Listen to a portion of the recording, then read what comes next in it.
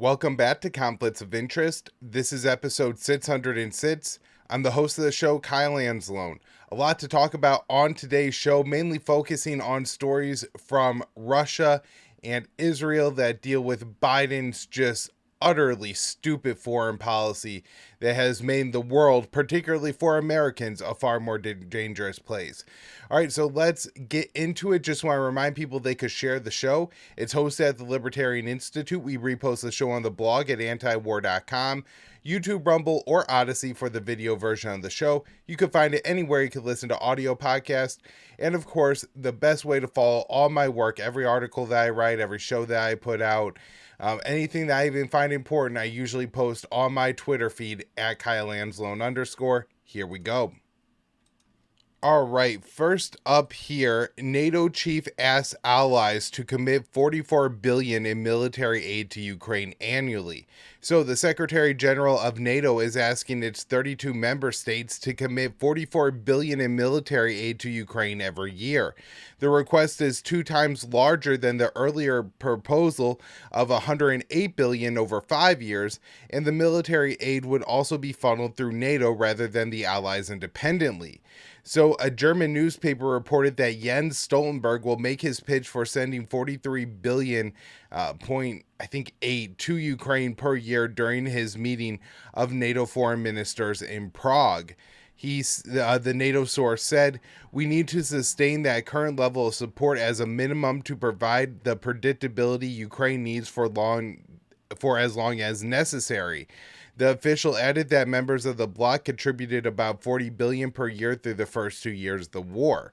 Under the $100 billion proposal, countries would contribute aid equal to their financial commitment to the alliance, and I believe for the U.S. this is about a third of the budget. But I'm not sure on that because there was another source that indicated that it was actually the proportion of your military budget to the alliance, and then in that case the US would be about 2/3. And so, because I don't think the actual NATO budget is particularly large, it's probably a lot of administrative stuff, where most of the money that gets spent on NATO as a part of the NATO alliance are spent by the individual members. So that's kind of unclear, but it doesn't seem to matter because it seems under the new plan, Stoltenberg is seeking to lock members in at their current level of commitment. And so the U.S. has been contributing about $25 billion a year through the first 2 years. So I would guess that's the level we're looking at from the United States through this plan. Now, I also think the U.S. would probably spend additional money on the war in Ukraine, including for military, right? We're talking about surveillance, intelligence, funneling all that to Ukraine. I'm sure is going to cost a few $1 billion a year to collect the intelligence and then to, compile it, give it to the Ukrainians, all that. The training of Ukrainian troops, particularly in the U.S., like on the F-16s and in other European countries, is going to cost a few $1 billion a year. All the additional U.S. troops, resources that we've moved into NATO countries, into Europe, and countries surrounding Ukraine, again, that's going to cost a few. So, this is going to cost the U.S. more than $25 billion annually to sustain this. But I think that's the level Stoltenberg is asking the U.S. to contribute per year to NATO to supply to Ukraine. And then it's also possible that even if, Stoltenberg is doing this because he wants this to be a way for NATO to coordinate all the aid and not for the individual members to do it independently, which I'm guessing has caused some logistic problems within Ukraine as far as having the right tools, supplies, and everything to support the right Western equipment. To run a Leopard 2 versus a Challenger 2 versus Abrams, you're going to need a different set of tools, I'm guessing, supplies. They're different platforms, right? So they operate differently. And so it's probably very difficult for the Ukrainians to make sure not only do they have the right main battle tanks, but then all the right supplies for those main battle tanks. So in that case, you could see NATO making an argument here. I do worry as an American about more of this money being stolen, siphoned off as it has to pass through now another international body. I don't think NATO will be quite as careful with our money as the U.S. would be, and I don't think the U.S. government is all that careful with our money anyways. So Likely more corruption, more gains stolen this way. But my guess is that the US throughout the year would also ship additional arms to Ukraine on their own. And so, we're probably in for like 40, $50 billion here a year if this NATO plan goes through, not just 25 billion. So the Secretary General is also seeking increased control over the aid. Stoltenberg hopes that the alliance members will agree to allow aid to be coordinated through Brussels. Russia responded by saying to the report by saying NATO is pushing Ukraine to continue a quote senseless war. The proposal was floated as NATO members are significantly stepping up their support for Ukraine. Several members of the alliance, now including the US, have greenlit Ukrainian forces to use their missiles for attacks inside Russia. Additionally, several NATO countries, including France, are preparing to send their troops into Ukraine to support training Ukrainian troops. So, all right, a few more stories here about the overall kind of provocations going on. The one I alluded to at the end there, the U.S. gave permission for Ukraine to strike inside of Russia. Dave DeCamp wrote this up at antiwar.com on May 30th. The Biden administration has given Ukraine permission to use its U.S.-provided weapons to hit targets inside Russian territory, Politico reported on Thursday, a step that marks a significant escalation in the proxy war. U.S. officials said Ukraine will be able to use U.S. weapons to shoot down Russian missiles inside Russia that are fired towards Ukraine's Kharkiv region. They will also be able to hit Russian military units that are just over the border in Russia's Belgorod Oblast. The U.S. officials insisted Ukraine would not be able to use U.S.-provided missiles for attacks on civilian infrastructure or for long-range attacks on military targets that are deep inside Russia. So a U.S. official told Politico the president recently directed his team to ensure that Ukraine is able to use U.S. weapons for counterfire purposes in Kharkiv so Ukraine can hit back at Russian forces hitting them or preparing to hit them. The official insisted the U.S. would not support long-range strikes inside Russian territory. Ukraine needs support from the U.S. for targeting when it comes to firing U.S.-provided missiles, which means the U.S. will now be directly supporting strikes inside of Russia. The escalation risks provoking a major response from Russia, as Moscow recently warned the U.K. that it would target British military sites in Ukraine and beyond if British missiles were used in strikes on Russian territory. Over the past year, both U.S. and British missiles have been used for strikes in Crimea. The news comes a day after Secretary of State Antony Blinken hinted that the U.S. was preparing to change the policy, saying that the U.S. would adapt and adjust when asked if Ukraine could strike Russian territory with U.S. weapons.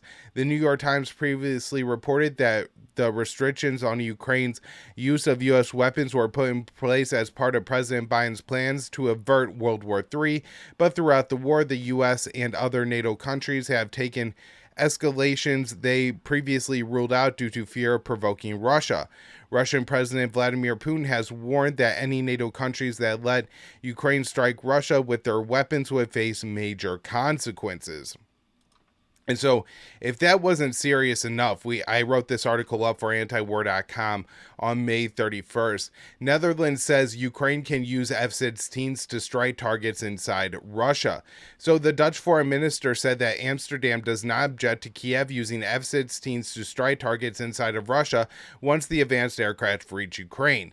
The announcement is a major escalation as F-16s are capable of carrying nuclear weapons. On Friday, the Dutch foreign minister Henkel Bruins Sloot gave a green light to Ukraine to hit Russian military targets with F-16s. She said, if you have the right to self-defense, there are no borders for the use of weapons. This is a general principle, adding that Ukraine may also use Danish-supplied F-16 jets for operations in Russian territory. The Danish Foreign Minister Lars Løkke Rasmussen confirmed that allowing Ukraine to attack Russia with F-16s was the Netherlands' policy. The short answer is yes. We made it clear from the very beginning that this is a part of self-defense, so it would also be possible to attack military targets on the aggressor's territory, he said. The statements come as a growing number of NATO members, including the U.S. and Germany, have given Ukraine approval to use their weapons to hit Russian territory. And I say that, the missiles that are being fired from the Ukraine, these Western missiles into Russia, are already provocative enough, but I argue that this may be even worse. So I say Moscow will likely see attacks on Russian soil by F-16s as even more provocative, as the aircraft is capable of carrying nuclear weapons. Foreign Minister Sergei Lavrov has explained that the Kremlin views the deliveries of F-16s to Ukraine as a nuclear threat. Now, here is the little bit of good news I have. Last year, President Biden signed off on a NATO proposal to train Ukrainian pilots on F-16s, then transfer dozens of the aircraft to Kiev. However, the program has faced several delays and a shortage of pilots. Ukrainian officials have said that the setbacks mean the F-16 will have little impact on the battlefield once they arrive, as Moscow has had time to prepare for their deployment. And so hopefully this F-16 thing just doesn't end up playing out. Maybe that Russia attacks any Ukrainian airfields that could support F-16s or something like that, just to prevent their deployment to the country. Because once they get deployed to the country, then you have to worry about Russia interpreting anything that the F-16 is doing as possibly carrying a nuclear weapon, and that would be a very serious escalation in potentially nuclear and deadly for the planet.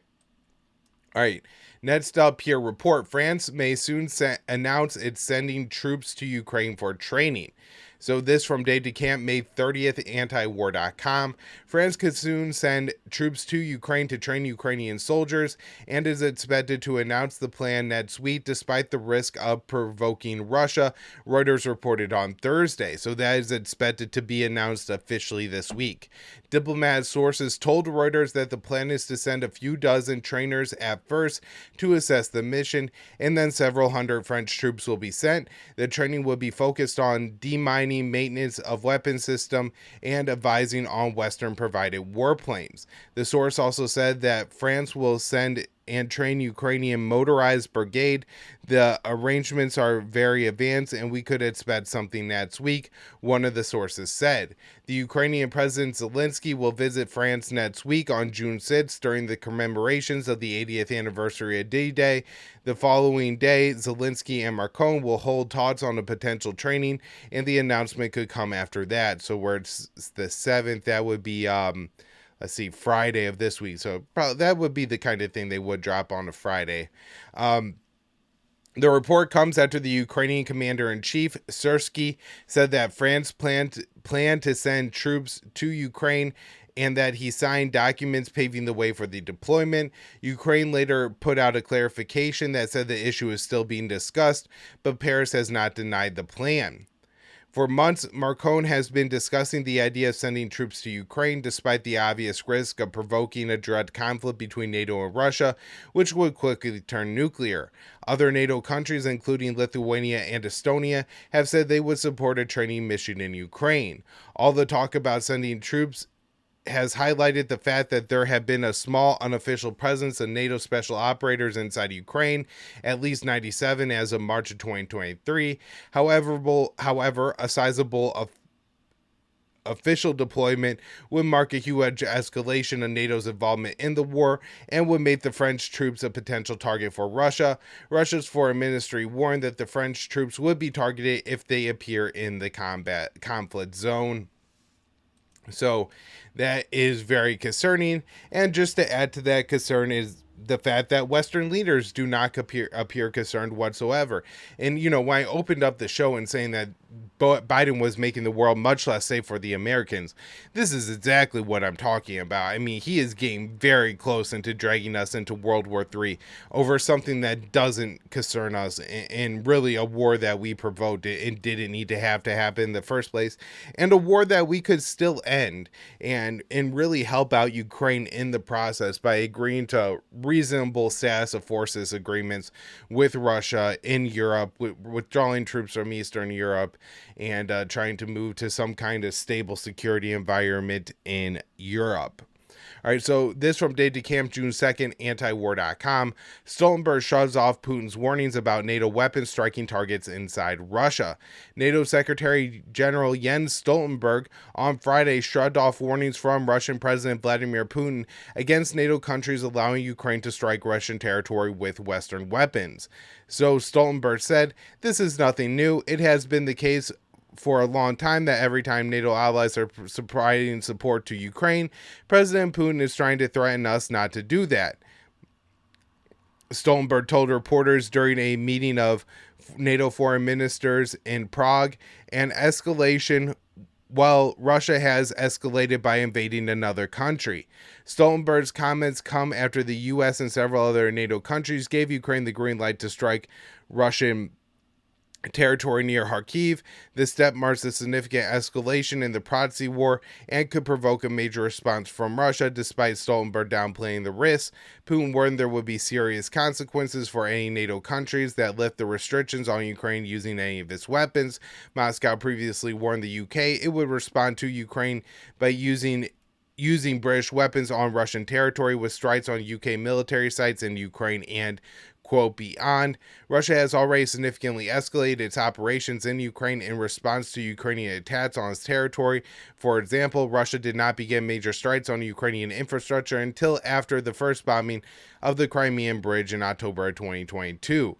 Putin has also said that Russia's new offensive in Kharkiv is a response to the Ukrainian attacks on Russia's Belgorod Oblast, which borders Kharkiv. He said the purpose of the new offensive was to create a buffer zone to protect attacks on Russia. Over the weekend, Russia launched a major barrage of strikes against Ukrainian infrastructure, which could be related to the latest escalations from NATO.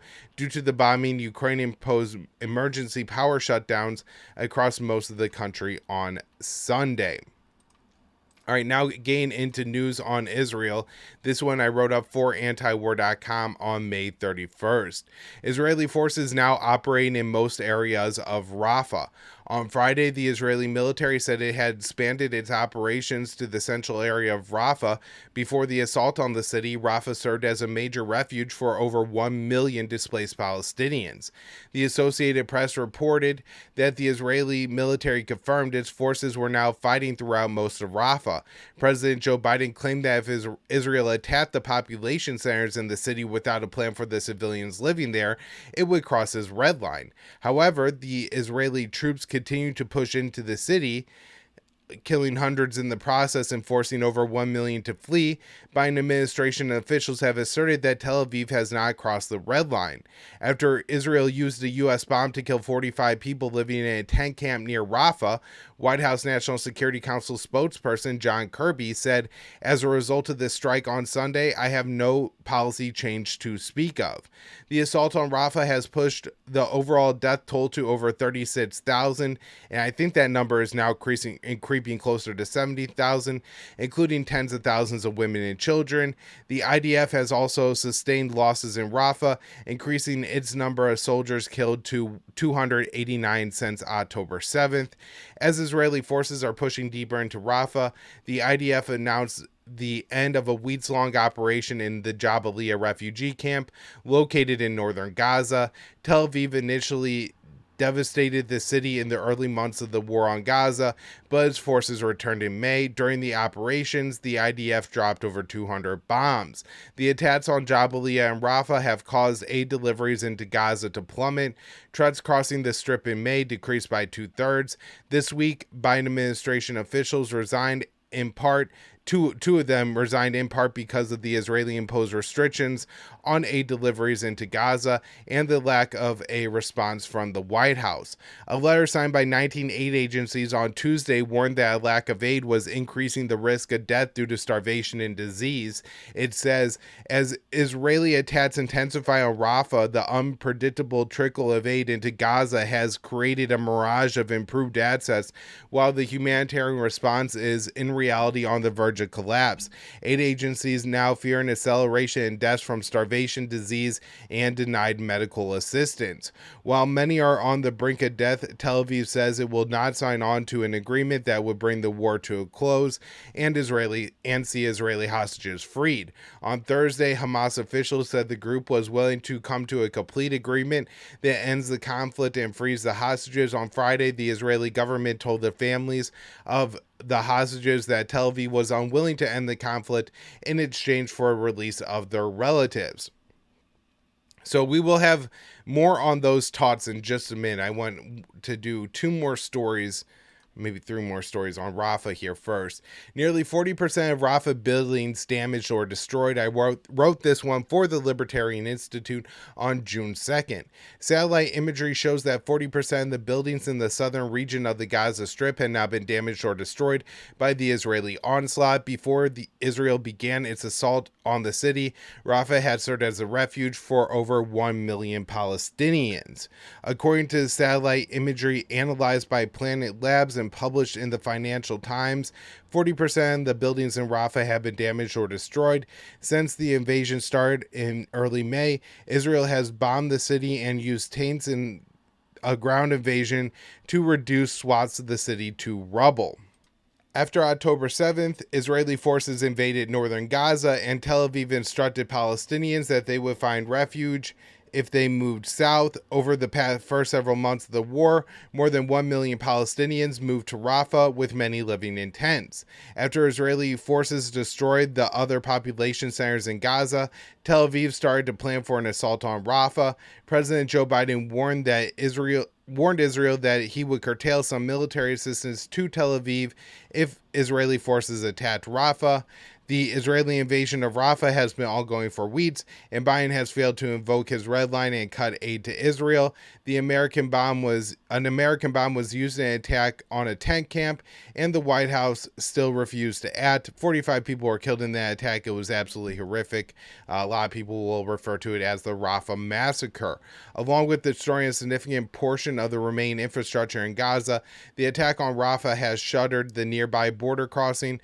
The Rafah crossing has served as a critical lifeline for aid into the besieged enclave. The attack pushed 2.3 million Palestinians in Gaza closer to famine. And I believe when this Financial Times article here is talking about Rafah, they're talking not about the city, but the Rafah governance, which would be basically the bottom fifth of the Gaza Strip. So stretching from Israel all the way to the Mediterranean Sea, we're talking about 40% of the structures in this area. This is where a lot of people have previously fled to. So now, they're forced to be displaced a second, third, fourth. I've heard people displaced, getting close to 10 times now that they've had to flee different Israeli air sites as they've slowly moved south and now, I guess, are heading back north. So absolutely awful what's happening here. And I also think it's important here to just take a minute to emphasize how really notable it is that America is responsible in large part, in our support for Israel, for the destruction of Gaza as a whole now. The whole place has been made unlivable by the Israeli destruction, and the rest of the world is going to take note of that. And I do think there will be some consequences for Americans. All right, next up here, Israel's Smotrich threatens to turn West Bank into ruins like Gaza. So the Israeli finance minister, Bezalel Smotrich, has threatened Palestinians in the West Bank that Israel could turn their cities into ruins like the Gaza Strip. His threats come as violence from the Israeli soldiers and settlers in the West Bank against Palestinians continues to escalate. Since October 7th, over 500 Palestinians have been killed in the territory. In a video posted on May 30th, Smotrich addresses his neighbors beyond the fence in the West Bank city of Tulkarm, Nur al-Shams, and a few others. And he said, "We will turn you into ruins like in the Gaza Strip if the terror you are inflicting on the settlements continues. Terrorism against citizens of Israel must stop," Smotrich said, according to the HuffPo. Smotrich leader of the religious Zionist party, is a settler himself and holds another minister position in the defense ministry that gives him the power to expand settlements of the West Bank, essentially making him the occupation governor of the territory. He and other members of the Netanyahu government are not shy about their desire to annex the West Bank and to push the Palestinians out. When the government was first announced in December of 2022, the coalition released a statement and said it would prioritize the expansion of West Bank settlements, with the annexation being the ultimate goal. And it's so important to realize here that while so many really horrible things are happening in Gaza, there's a lot of horrible stuff happening in the West Bank too. And Israel's not only working on its ethnic cleansing of Gaza, but of the Palestinian people from Palestine as a whole. All right, next up here, there's a couple articles to explain kind of what happened on Friday. So Joe Biden came out and delivered a speech, and this followed Hamas saying that they were willing to seriously talk with the Israelis, and the Israelis telling the families of the hostages that they would not sign on to a deal to have the hostages released in exchange for ending the war. So then Biden comes out, delivers a major address, and Will Porter wrote this up for antiwar.com on May 31st. Biden unveils Israeli ceasefire offer. So President Joe Biden has announced a new Israeli ceasefire proposal to Hamas, claiming the move could lead to a comprehensive deal that ends the war in Gaza. Details of the offer remain murky, however, and it is still unclear whether the terms will be accepted by either side. So Biden unveiled the latest offer in a speech from the White House on Friday afternoon, calling for a durable end to the war, the return of all hostages, and a long-term political settlement. He added that Qatari mediators had already communicated the proposal to Hamas.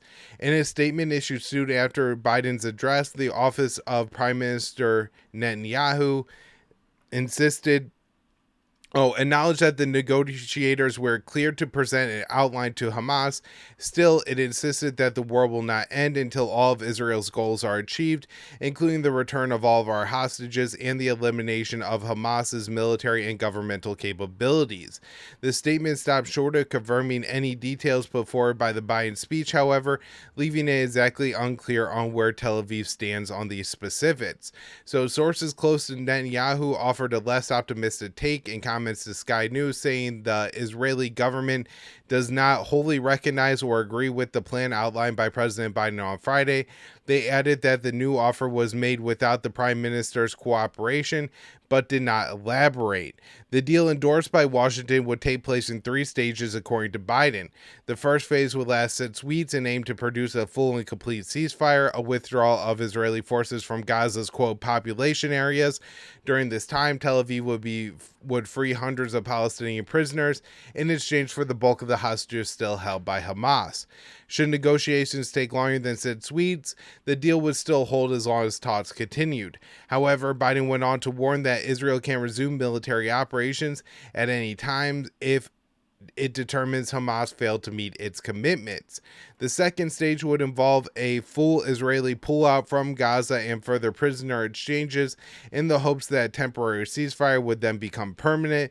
The third and final leg of the deal would then set for a major reconstruction plan in the Gaza Strip, which is in ruins after 8 months of being bombed. While the president said the administration would help to ensure Israel held up its end of the bargain, he did not explain how. Biden has largely refused to condition military aid on Tel Aviv's conduct in Gaza, and Israeli officials have consistently ignored U.S. requests throughout the conflict. Hamas has yet to respond to the latest offer, though it did recently say it would negotiate after Israel ended military operations in Gaza. The group nonetheless stated it was ready for a complete agreement, including a comprehensive exchange deal for hostages, but its terms were quickly shot down as delusional by Tel Aviv.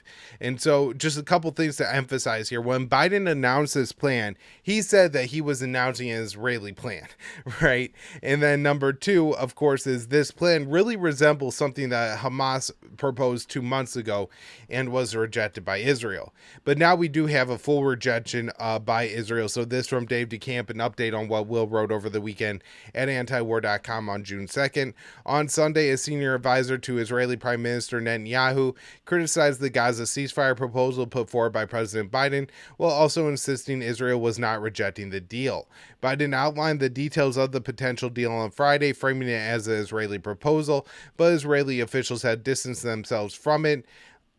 Ofer Falk, Netanyahu's top foreign policy advisor, told the Sunday Times that Biden made a political speech for whatever reasons. In his speech, Biden says it was time for the war to end and said the first phase of the three-phase deal would involve negotiations to reach a permanent end to hostilities, but the next day, Netanyahu released a statement calling the idea of a permanent ceasefire before Israel achieved its goal of destroying Hamas as a non-starter.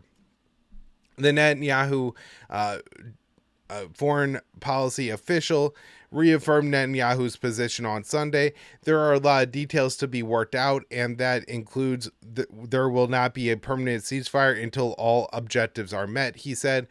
Falk also claimed that Israel was rejecting the proposal, which he called a deal we agreed to.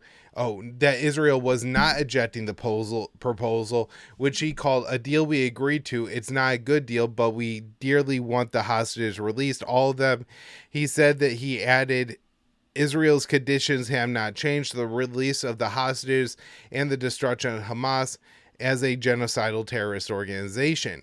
Netanyahu is under pressure from within his own government to reject Biden's proposal. The Israeli Finance Minister Smotrich and National Security Minister Itamar Ben-Gvir are threatening to resign and bring down the coalition government if Netanyahu accepts the ceasefire deal. Smotrich said on Saturday, I just spoke with the Prime Minister and made it clear that I will not be a part of a government that agrees to the proposed outline and ends the war without destroying Hamas and bringing back all the hostages. For its part, Hamas has released a statement saying the Palestinian group viewed Biden's proposal on Friday positively. A senior U.S. official told Haaretz that the proposal was nearly identical to one Hamas accepted from Egypt a few weeks ago on the day that Israel launched its assault on Rafah. The first phase of the potential deal would involve a 6-week ceasefire, the exchange of hostages and Palestinian prisoners, and negotiations towards a permanent ceasefire. In the second phase, Israeli forces would withdraw from Gaza and Hamas will release the remaining Israeli hostages for more Palestinian prisoners, and the third phase will begin a major reconstruction plan for Gaza. It's going to take years to implement if that's the case, because it's going to take a long time to rebuild Gaza after all this destruction. All right, so Netanyahu accepts invitation to address a joint session of Congress. What a humiliation for the president to give this speech saying that Israel has presented a ceasefire. Israel then slap some and say, no, we didn't, and they're still going to go through with this. All right, so on Saturday, the Israeli Prime Minister Benjamin Netanyahu said he accepted an invitation from congressional leaders to address a joint session of Congress in Washington. Netanyahu wrote on Etsy was thrilled to have the opportunity to address the House and the Senate and said he would present the truth about the Israeli onslaught in Gaza. Senate Majority Leader Chuck Schumer and House Speaker Mike Johnson inviting Netanyahu, despite previously labeling the Israeli obstacle leader as an obstacle to peace and calling for Israeli elections. When Johnson first floated the idea of inviting Netanyahu, Schumer said the U.S.-Israel relationship transcends any one president or prime minister, and that he will always welcome the opportunity for the Prime Minister of Israel to speak to Congress in a bipartisan way. A source told The Hill that Netanyahu's address is expected to take place as soon as the next 8 weeks, or as soon after the August recess. Senator Bernie Sanders and a few Democrats have come out against the plan to host Netanyahu. Sanders said Benjamin Netanyahu is a war criminal. He should not be invited to address a joint meeting of Congress. I certainly will not attend. Netanyahu has a history of controversial addresses to Congress, including in 2015, when he delivered a speech opposing the Iran nuclear deal, known as the Joint Comprehensive Plan of Action, the JCPOA. He also played a key role in pressuring the Trump administration to tear up the agreement, which kept Iran's civilian nuclear program under stringent limits. In 2002, Netanyahu testified before Congress urging the U.S. to invade Iraq, pushing the false narrative that Saddam had weapons of mass destruction. There is no question whatsoever that Saddam is working, is advancing towards to develop nuclear weapons, Netanyahu said. He also said that regime change in Iraq will inspire a revolution in Iran. If you take out Saddam's regime, I guarantee you will have enormous positive reverberations on the region, he claimed. So what an idiot, somebody we should never listen to. All right, this is absolutely horrible. USAID contractor forced out over a presentation on Palestinian maternal and child mortality. So, a contractor for USAID, that's the U.S. Agency for International Development, was forced out of his job over a disagreement on a presentation he presented on maternal and child mortality among Palestinians in Gaza and the West Bank, The Guardian reported on Thursday. Alexander Smith worked for USAID as a senior advisor on gender, maternal health, and child health and nutrition. He was scheduled to present the paper on mortality at the internal USAID conference, and it was initially cleared, but it caught the attention of officials in USAID's Middle East department, who asked for redactions to be made. Smith told The Guardian that the edits they requested involved removing a slide describing the applicable international law and removing any language that implied the recognition of a Palestinian state, including names of the UN agencies that include the word Palestine. USAID leadership ended up canceling the presentation altogether and claims it was outside of Smith's area of responsibility, but he said his expertise on maternal and child health is relevant to all humanitarian crises. 2 days after his presentation was canceled, Smith was told by his direct employer, the Highbury Defense Group, which has a government contract with USAID, that his contract would be terminated early. Highbury said that Smith's contract would be terminated over personality differences and that USAID was unhappy with him despite his years of performance on the job of positive reviews of his work. Smith was given the option to resign and wrote a scathing resignation letter. He wrote, USAID has always prided itself on programs supporting democracy, human rights, and the rule of law. In Ukraine, we call for legal redress when people are victimized and name the perpetrators of the violence. We boldly state Slava Ukraini in peppy promotional videos. When it comes to Palestine, however, we avoid saying anything about their right to statehood, the abuses they are currently suffering, or which powers have been violating their basic rights of freedom, self-determination, livelihoods, and clean water. The news of Smith's resignation makes him the 9th U.S. official to publicly step down over the president's full-throated support for Israel's slaughter of Palestinians in Gaza.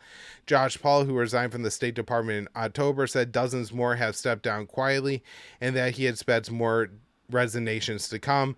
The Independent previously reported that there is widespread dissent within USAID. The investigation found 19 dissent memos had been sent within the department to criticize U.S. support for Israel.